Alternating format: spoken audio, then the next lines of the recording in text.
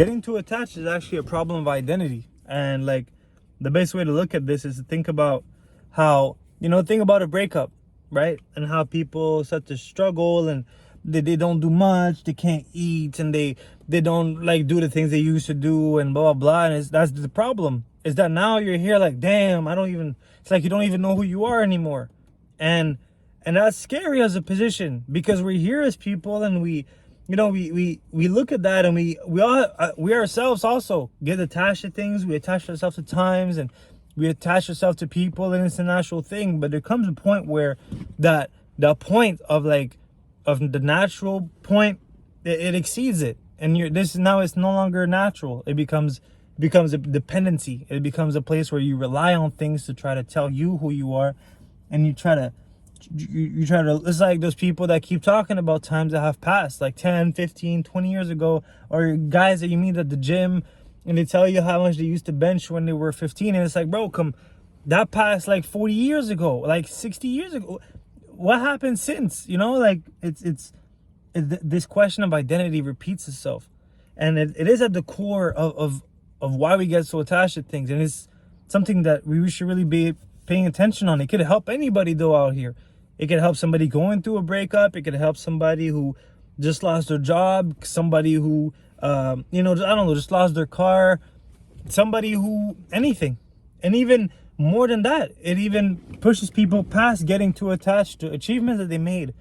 Let's say you worked out yesterday and overcame a goal of yours. Well, now that's past. The moment that's done, now that's past. And now there's the future, okay? And now it becomes important as to what is the steps that you're going to take now. And this helps because there's an illusion that creates itself. There's an illusion that creates itself when it comes to what we see in the world. We look at these things, we look at like whatever it is that we use to try to complete us and who we are as people, and we sort of fall into that. We fall into that illusion that makes us more of ourselves. But how can that be? How can you take something which is outside of you and say like that makes me more of who I am? It doesn't make much sense, right? You can't take something out of someone and say, well, now you're less of you. You know what I mean? Like it's it doesn't make sense. And so the image can die, right? But the image isn't reality. Reality is in constant movement. So this attachment that we have of things come from a lack of clarity as to who we are. It comes from a lack of being in touch with who we are as people, and a lack of understanding of what is it even that we are, right? But there's a core aspect to all of this that we can rely on, and it always comes down to this question of perspective, which I come back on this channel a lot.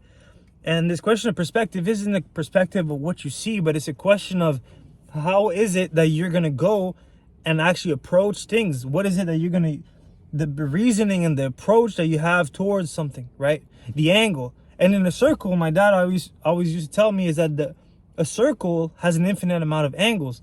You can tell off the top of your head 360 degree in a circle, but in reality, every one of those degrees can be divided and divided and divided into an infinity of numbers. You can have 1 degree, 1.1, 1.11, 1.1111. You get the point? It's like, okay, well, we're the same, really. And it could be one big circle, but it's an infinite amount of angles. But each one of those angles, each one of those, areas comes to form something. They have a purpose. And it's to be in tune with that. But there are things that we can do in our life to come back to this simple level. Is that there are things that we can do to enhance our approach towards understanding that. They give us more clarity and create less confusion as to that question. And for me, what has worked is to do activities that actually create more friction in my life, and allow me to feel more alive. Things that make me feel present, things that I enjoy to do. And through doing that, I get to exercise. Okay, yeah, now I remember, like, this is who I am. Boom. I do it. And then when I do it, I don't feel time pass by, and I feel like I'm in a certain state, and things just flow. And boom. Then there comes a point when I don't feel it anymore, and I start to feel a little bit bad or whatever, or like this is not the same anymore. And then you can change just go into a different action that gives you that same feeling, that same vibe. And then you go when you go. And now if you do that every time, right? And you create that friction, what ends up happening is that your whole day goes like that. And movement needs friction to be able to exist. A wheel needs to, it's like a wheel, right? Every time it touches the floor, now it moves, it pushes you forward. And now you get to actually grow as a person, have more clarity. You don't actually become somebody different. You just get closer and closer to a purer form of yourself. Just like gold. Gold is reality, when we say gold, is like pure gold. And pure gold is removed from any other sort of component. It's pure in its purest form. And that's what we're trying to do here, is have more clarity, because these illusions that you attach yourself to are actually going to hinder you, and they're going to hurt you in your life. And that can be like we said, socially and economically, and in material. But those are come from a misunderstanding, a lack of clarity. And so what we can do is to actually take those type of actions to be able to actually move forward and become more of ourselves, right? Just like the iPhone is not the same iPhone than the iPhone 3, right? But the iPhone 3 isn't more of the iPhone. The iPhone 15, if anything, is closer to that perspective of what it was created to be, what it was meant to be.